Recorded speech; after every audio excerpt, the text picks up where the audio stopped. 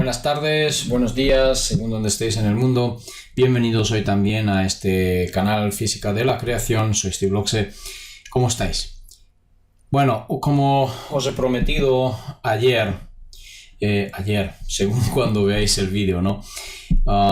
En el último vídeo, cuando hablamos sobre el mensaje oculto en el Padre Nuestro, pues os prometí que voy a responder algunas preguntas más. Entonces hago esta grabación para responderlas. Lo hago grabado por el tiempo, porque tengo que repartir mi tiempo bastante. Entonces, veamos. Tengo aquí un comentario y más que nada me gustaría contestar al comentario en principio, porque tiene aspectos muy importantes. Ok, Patty nos comenta que recordar que tenemos una Biblia resultado de varias traducciones, cierto.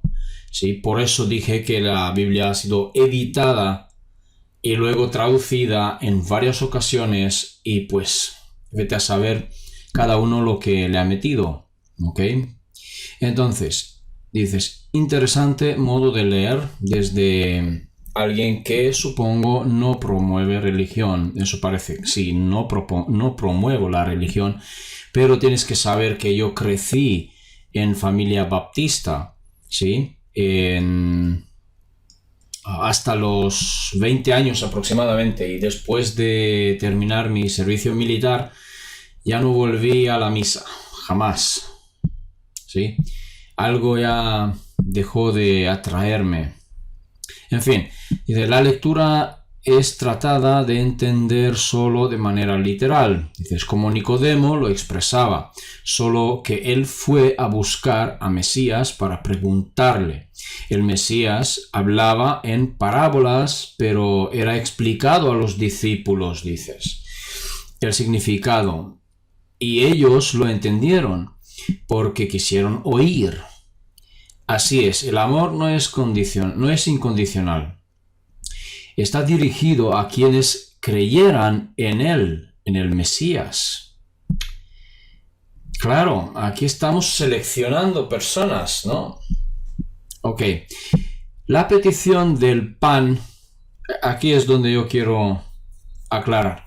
La petición del pan la entiendo como necesidad de alimentación espiritual no material, alimentación que permita la comprensión de la escritura para el ser propio.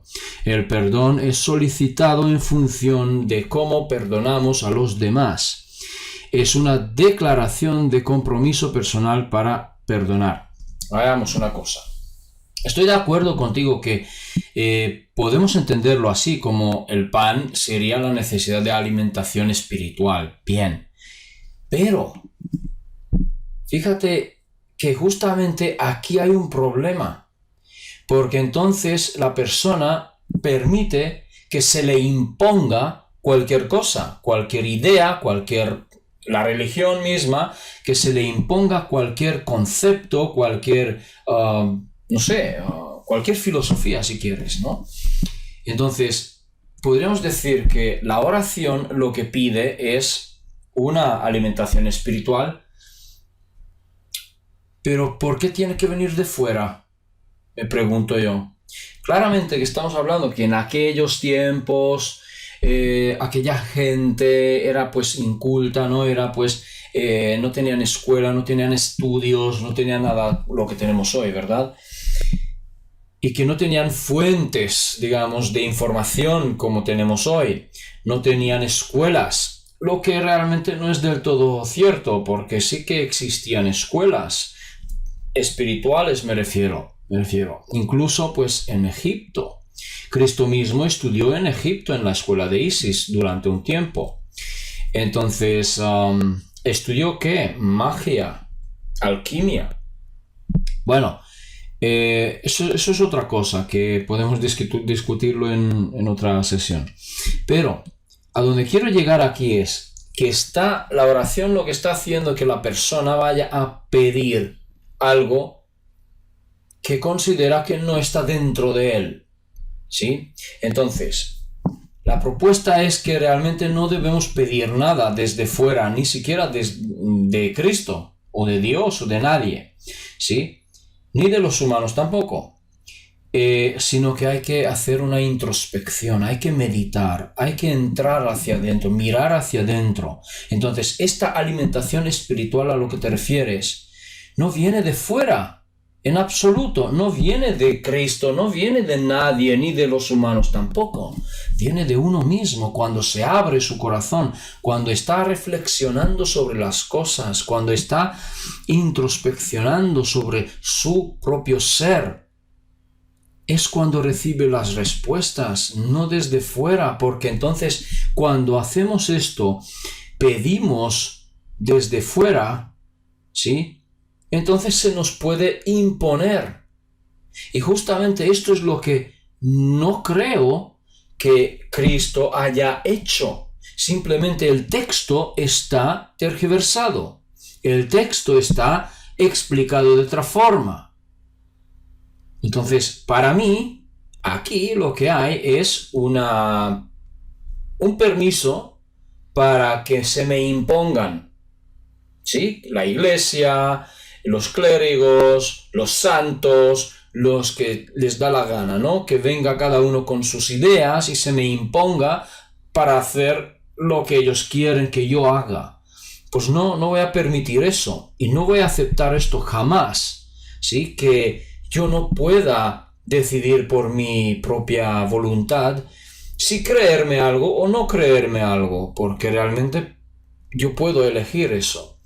O seguir a alguien o no seguir a alguien. Entonces yo creo más que Cristo como persona, él nunca imponía nada de eso. Es decir, que la oración, tal como está aquí en la Biblia, no es correcta y no viene de Cristo por lo menos. Viene de algún humano que se lo inventó.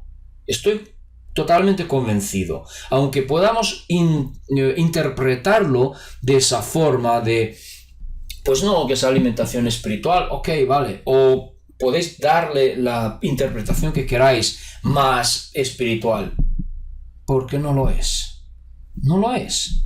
¿Sí? El tema es que debemos ser libres, absolutamente libres, y libertad absoluta significa que nadie me puede imponer su creencia, ni siquiera si es Dios, ni entonces. Entonces, un Dios incondicional lo que haría es guiarte hacia tu interior, guiarte para decirte, mira a tu interior, no me pidas a mí que yo te dé las respuestas. Es más, te voy a decir otra cosa. Mira, filósofos, por ejemplo, Sócrates, ¿ok?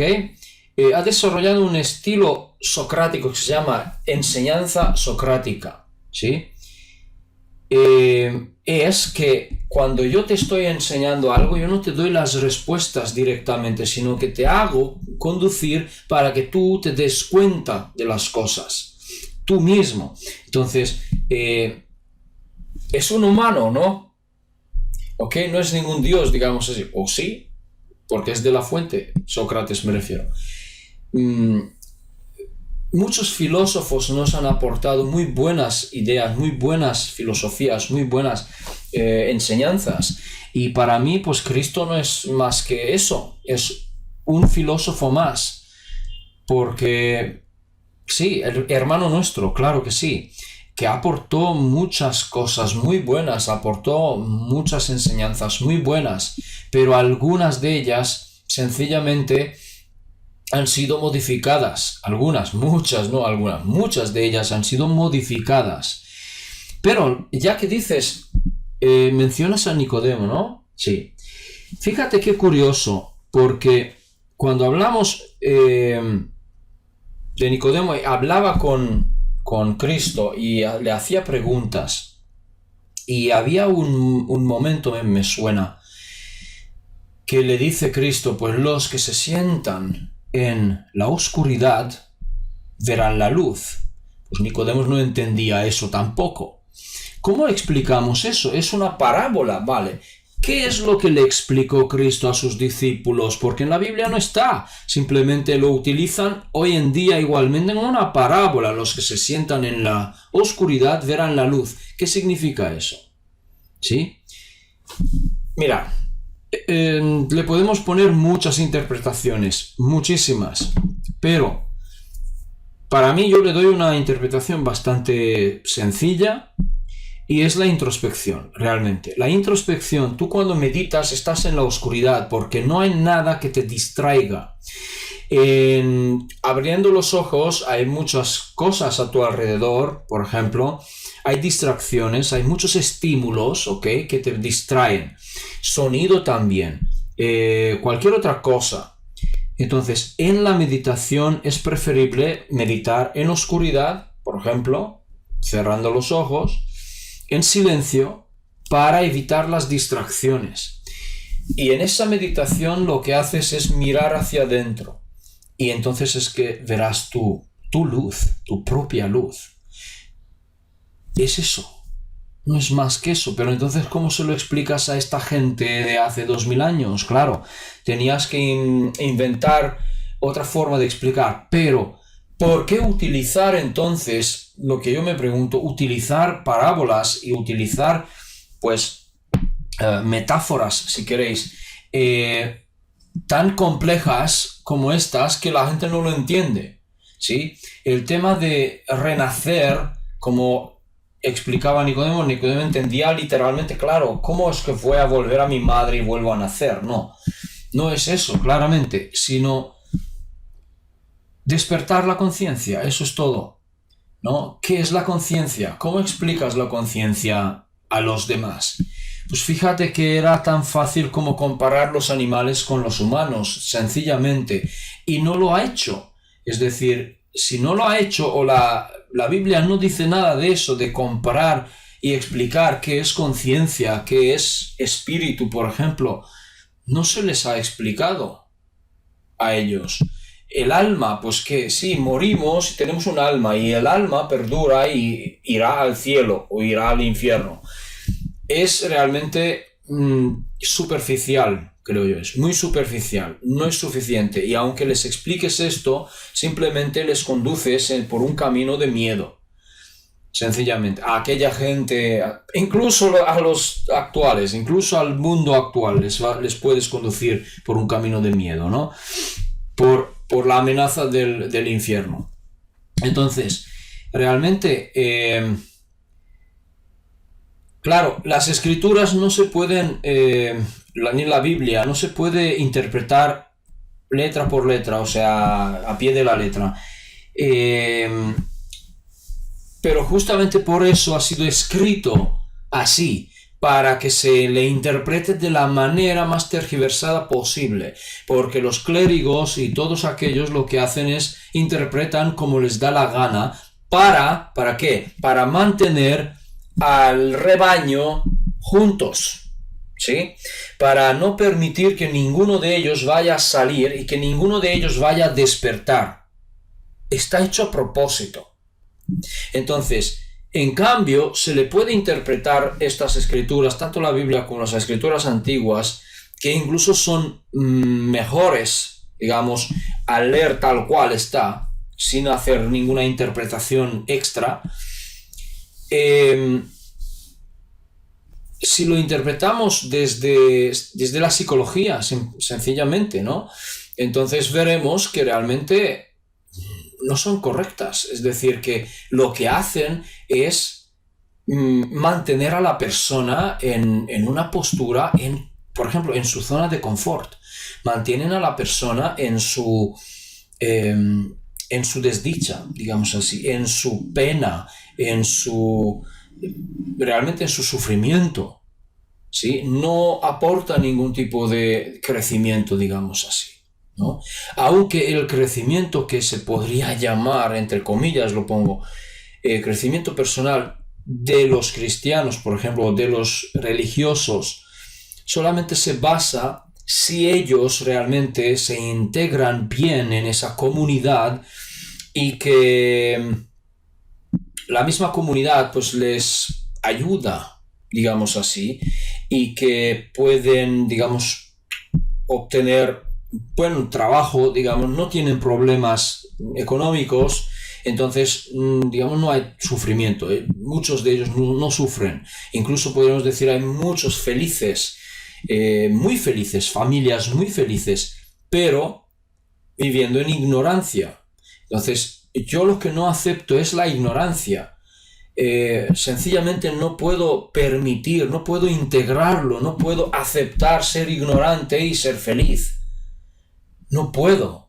Una vez que una persona despierta, ¿sabes? Digamos que llega a una información y se da cuenta que ha sido engañado toda la vida, ¿sí? Es decir, que la iglesia donde yo frecuentaba, la iglesia baptista, me engañaba con cosas así, ¿no? Entonces, si me engañaba, entonces yo no quiero seguir ignorante, ¿sabes? No quiero, porque es mi esclavitud, es decir, ignorancia es esclavitud, no es felicidad. Esa felicidad es superficial, ¿vale? Esa felicidad que aporta es realmente camuflado, podríamos llamarlo así, camuflado por la percepción del bienestar subjetivo, ¿sí?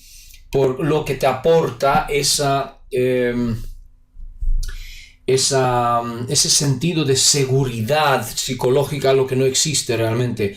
Y si recuerdas lo que hablamos en el curso, pero no puedes recordarlo porque no sigues el curso. Lo que hemos hablado en el curso sobre ese tema, ¿sí? de la seguridad psicológica, lo que aportan ciertas creencias, ¿sí? Y la persona prefiere permanecer en estas mismas creencias porque se siente seguro. Esto aporta una felicidad aparente, superficial, porque sigue siendo ignorante, ¿no? Entonces, pero solo es porque no está despierto. Una persona despierta tiene una inquietud para buscar respuestas, tiene una inquietud para descubrir las cosas ocultas, tiene una inquietud para aprender, para crecer, más, ¿sí? Entonces, no puede aceptar la ignorancia. Yo no puedo aceptar la ignorancia simplemente para ser feliz. No, prefiero quedarme inquieto o prefiero experimentar un poquito de inseguridad, si quieres, pero prefiero descubrirlo yo mismo. Descubrirlo yo mismo en vez de que me lo impongan, por ejemplo, ¿sí? Entonces, puedes, como he dicho, puedes interpretarlo así, que es alimentación espiritual, ¿ok? Pero está siendo impuesto. Y entonces, si estás siendo impuesto, tú no eres libre, porque entregas tu poder para que esa imposición, digamos, o esa creencia, o esa, como quieras, pautas, patrones mentales, esquemas mentales, lo que quieras, ¿no? O filosofías. Estas filosofías te conduzcan en un camino, pero que vienen de alguien, ¿verdad? Entonces, se puede generar y se puede crear una filosofía mucho más libre, digamos así, una filosofía que te puede mostrar un camino, pero sin imponerte nada. Entonces, decirte, mira, tienes este camino, el otro camino, puedes elegir cualquiera, o incluso crear tu propio camino y caminarlo por ahí, ¿no? Entonces, analízalo tú mismo. Pero si eliges un camino de sufrimiento y luego te quejas que estás sufriendo, yo te preguntaría, ¿por qué sufres? ¿Y por qué te quejas? Si te quejas es porque tienes mentalidad de victimismo, mentalidad de víctima. Entonces, yo te puedo decir, oye, ¿tú sabes que hay otro camino también? ¿Sabes que tú puedes dejar de sufrir y dejar de quejarte? ¿No? Y entonces, si te dice, ok, vale, explícame cuál es, muéstrame otro camino, vale, pues yo te puedo mostrar varios caminos, pero eres tú quien debe decidir a caminarlo, ¿sí? Y yo no puedo obligarte a caminar un camino que tú dices, por la simple vista, dices, no me gusta. Pues si no te gusta, no lo camines, ¿no? Déjalo y vete por otro camino. Igual volverás a tu zona de confort, por tu camino de sufrimiento, porque te gusta más. Paradójicamente, ¿no? Nos gusta sufrir. Pues más o menos esto sería lo que quería comentar aquí, porque realmente es importante, lo considerado importante. Sí, y hay una cosa que también mencionas. Dice, es condicional ciertamente, como dice en otro texto, tratar al otro como uno desea ser tratado, conocido como la regla de oro. Esto está bien, esto no es un problema, pero no está en la oración, ¿sí? No lo contiene. La oración es un modelo no para ser repetido constantemente, pues en otro texto dice, cuando ores no repitas vanamente. Esto tampoco está en este texto, pero en fin, cierto lo que dices, es decir, no está para repetirlo infinitamente lo mismo, igual tal como está escrito, pero es que tenemos una mente normativa humana. Si has visto en el curso la mente normativa humana, perdón, no lo has visto porque no sigues el curso. En el curso hablamos de la mente normativa humana y hemos visto que realmente se ha demostrado científicamente que las personas, los humanos, no estamos conscientes de nosotros mismos cuando estamos repitiendo patrones. Esto es repetición de patrones. Entonces, cuando a nosotros de pequeños y que seguimos en una iglesia, por ejemplo, nos enseñan una oración de este tipo, por ejemplo, y que tenemos que aprenderlo de memoria, ¿no? Aprenderlo de memoria y luego repetirlo, se hace un hábito. Y ese hábito es repetitivo, es constante. Entonces, aunque digas eso o aunque el otro texto que mencionas aquí, que no repitas vanamente, la gente no lo sabe, porque no ha sido enseñado, no ha sido, guiado correctamente. Es decir, tienes que hacer 20 Ave Marías, tienes que decir 20 Padre Nuestros o 50 Padre Nuestros. ¿Qué es eso? ¿No es repetición para librarte del castigo, por ejemplo? Cuando vas a confesar, ¿verdad? ¿Qué te dice el cura? Tienes que decir tantas veces no sé qué oraciones, no sé cuántas veces. Pues ¿qué es eso? Una repetición, es una pauta, es patrón mental. Fíjate que de esto no hemos hablado justamente. Pues eso, lo que te dicen los curas, que repitas una oración tantas veces, se puede interpretar que para qué es así. Se puede interpretar fácilmente para decir, ok, para que tú puedas prender en un hábito positivo y para que puedas sentirlo. Vale. Hay un problema psicológico que al cabo de 15 minutos la mente se aburre, totalmente se aburre, y entonces todo lo que estás diciendo no tiene ningún efecto, ninguno. Entonces tú estás repitiendo la misma oración tantas veces, solo se generan pautas y patrones mentales, automatismos, y no sirven positivamente en la persona, sino que sirven realmente como mensajes subliminales para mantener un esquema mental, mantener un sistema de creencias que hace que permanezcas en tu zona de confort. ¿Sí? Eso es todo. Esto es manipulación mental, no es otra cosa. Claro, es decir, pero los curas no lo hacen intencionadamente. Claro que no lo hacen intencionadamente. No he dicho que lo hagan intencionadamente. Simplemente que los que han escrito los textos en 314 y luego más tarde, cuando se ha vuelto a editar varias veces la Biblia y estos textos, ya ves lo que vimos. Tú misma me comentabas, me parece, en otro comentario, que realmente alguien sabía cómo hay que escribir los textos para tener un efecto de enganche de las personas. Y estos cánonos que dicen, pues hay que repetir estas oraciones tantas veces para librarte de castigo, para lograr, fíjate, para lograr perdón de Dios. esto es una condición, es lograr perdón de Dios, entonces tengo que hacer algo para que Dios me perdonara. No, no tienes que hacer nada en absoluto porque tú no has pecado realmente. Que has cometido un error, puede ser, pero no es un pecado. Dios no tiene que perdonarte. ¿Por qué? Porque no has hecho nada en contra de Él, ni en contra de otros.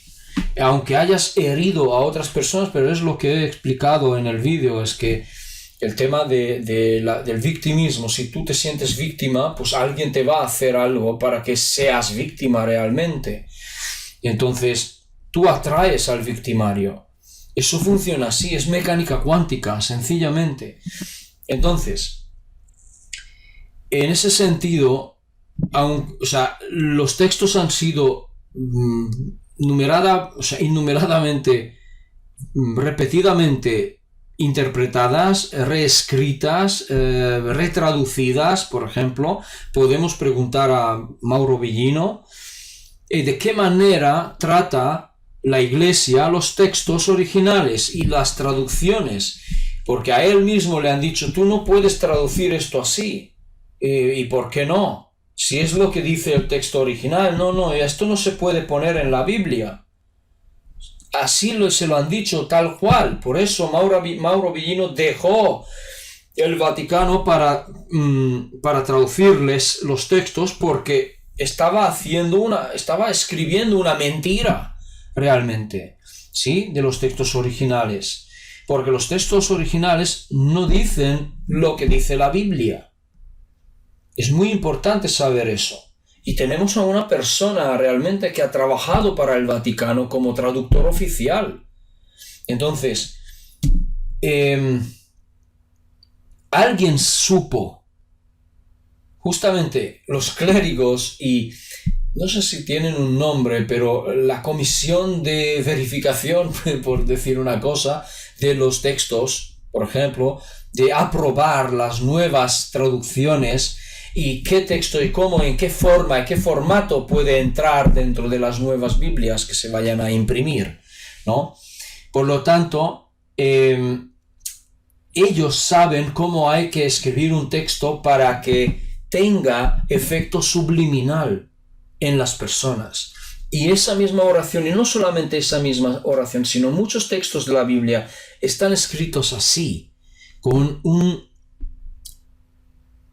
habla, digamos, una narrativa, si queréis, con mensajes subliminales. Es simple psicología toda esa traducción, ¿sabes? O todo este texto. Entonces, piensa lo que quieras, pero no, ¿ok? O sea, la mente normativa humana es automática, ¿sí? Es un automatismo. Entonces, justamente cuando tú aprendes una oración, lo repites tantas veces como te piden y lo sabes de memoria, pues el mensaje que tiene dentro subliminal tiene efecto sobre tu mente inconsciente. Entonces, actúa desde allá. ¿Eso qué quiere decir? Que realmente todos nuestros actos están dirigidos por nuestras creencias inconscientes, por nuestro ego, por nuestro sistema de defensa. Y el sistema de defensa aprende aquello que tú le vayas a decir constantemente. Entonces se aprenderá que, pues ahí esto significa eso, el otro significa aquello. Y muchas veces se lo toma, por eso, se lo toma a pie de la letra, el subconsciente. Pero entiende los mensajes subliminales también, los ve, los capta, ¿sí? Entonces tu vida será tal como es el mensaje de eso. Por eso no hay que dejar de rezar así. Olvídalo. La única cosa que puedes rezar es agradecimiento. El resto, nada. Olvídate de todo. ¿Sí? Bueno. Entonces, esto era para Patty. Y me voy aquí al final. Porque... a ver si puedo revisar el chat.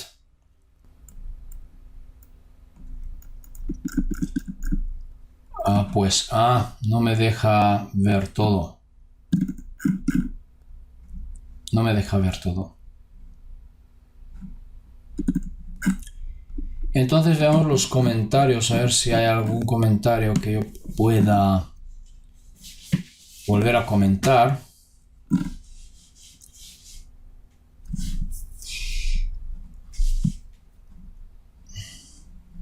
Igual Patty, dices, no priva de la experiencia personal, pues dice, en el mundo hallaréis aflicción, pero confía, yo he vencido.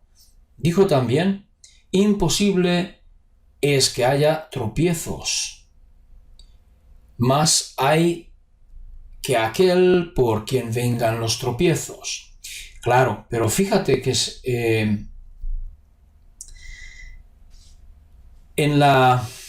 Vale, aunque diga en el texto así como tú dices aquí, muy bien, es para aprender realmente, pero la oración no es así. La oración pide quitar las piedras, ¿sí? La oración lo que pide es que vengas a mejorar mi estancia terrenal, ¿no? Que vengas a salvarme, Dios sálvame porque estoy enfermo.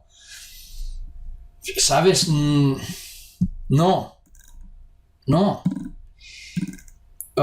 Dios te ayudará si tú también te ayudas a ti mismo. Entre comillas pongo que Dios te ayudará. Realmente la fuente apoya todas tus elecciones, absolutamente todas tus elecciones incondicionalmente. Sea el que sea, sea lo que sea, aunque sea sufrir. Tú dices, ¿por qué? Porque tú eres el creador. Tú utilizas la energía de la fuente para manifestar aquello que tú dices que es verdad para ti. Y entonces, si tú dices que estás enfermo, dices, ay, pobre de mí, ¿qué hago? ¿Qué me hago? Que estoy mal, que estoy muy enfermo, etc. Pues la verdad lo que Dios te hará es que, es lo que tú dices que eres enfermo. Si tú dices que eres débil, pues yo haré que seas débil, porque es lo que dices que no eres capaz de sanarte, no eres capaz de superar todo eso. Entonces, si tú dices esto porque es verdad para ti, entonces tú mandas, pero oye, hay otro camino, no lo quieres, vale, no lo quieres, toma sufrimiento, ¿sí? Si es lo que buscas, aquí lo tienes. Entonces, tenéis que entender eso, que nosotros hacemos nuestro sufrimiento, no Dios. Dios nunca castiga, jamás castiga. No existe eso, ¿ok? Entonces, ¿por qué? Porque es una mecánica cuántica. Y esto lo explicaré justamente muy pronto. Empezamos ya, dentro de 3 semanas aproximadamente, empezamos con el tercer capítulo en el curso en Patreon, para hablar de esta mecánica cuántica, de cómo ocurre realmente, cómo funciona esa manifestación, cuáles son las pautas o los pasos realmente de que una cosa se manifieste en tu vida, ¿sí? Entonces vamos a aprender esa mecánica cuántica, pero no os imaginéis que vamos a calcular probabilidades, eso, aunque podríamos hacerlo, pero no es eso, sino simplemente entender esa mecánica y luego aplicarlo en tu vida, sencillamente. Bueno, entonces, en ese sentido, aquí tengo que decir que, pues, una persona se considera débil, entonces pide a Dios que se le quiten las piedras para que le haga la vida más fácil. Pero no va a aprender. Vale, ¿quieres vida fácil? Vale, te lo doy, pero vas a morir ignorante y vas a morir sufriendo, quizás, porque no aprendes de tus caídas, no aprendes, por eso repites caídas. Por ejemplo, si te caes, pues, si no has aprendido, repetirás la caída, incluso sin piedras, porque te tropezarás siempre de la misma piedra, no de otras piedras diferentes, me refiero con diferentes experiencias, ¿no? Siempre vas a tropezar contra la misma piedra y no vas a aprender. Entonces, aunque te quite esta piedra, ¿sí? Pues, y que no vayas a repetir la experiencia, pues no vas a aprender nada de allí. ¿Ok? Entonces, no es correcto tampoco. E incluso yo le diría, ponme todos los obstáculos que quieras, porque los voy a afrontar con valor. Los voy a afrontar con valor y con ganas de aprender. Por ejemplo, no me asustan. Ponme todos los obstáculos que quieras. ¿Sí? Eso tendría que decir la oración. ¿Ok? Bueno. Entonces, algunos me habéis comentado sobre el tema del parálisis del sueño y que os ha funcionado esa oración. Vale.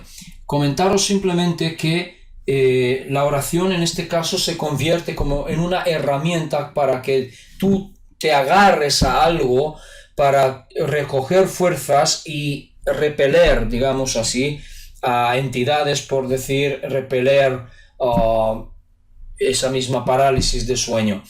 Pero no es que realmente tú rezando que venga Dios y que vaya a terminar con tu parálisis. No va a venir, no está allí. Está en el cielo, ¿no recuerdas?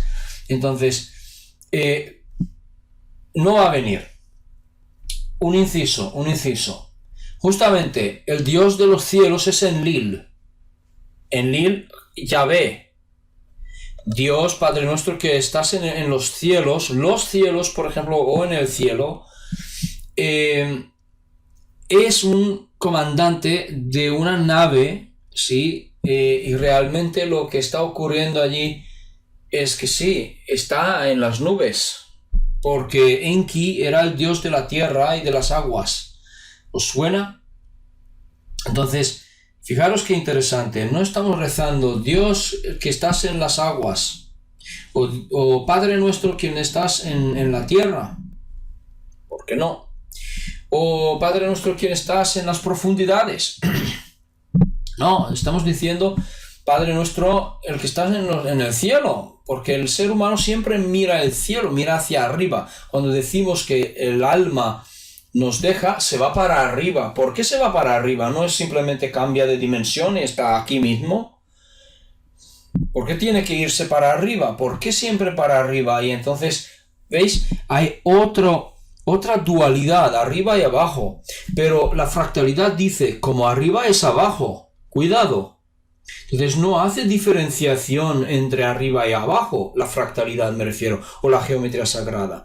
Por lo tanto, ¿por qué ponemos al diablo en las profundidades y a Dios en las nubes?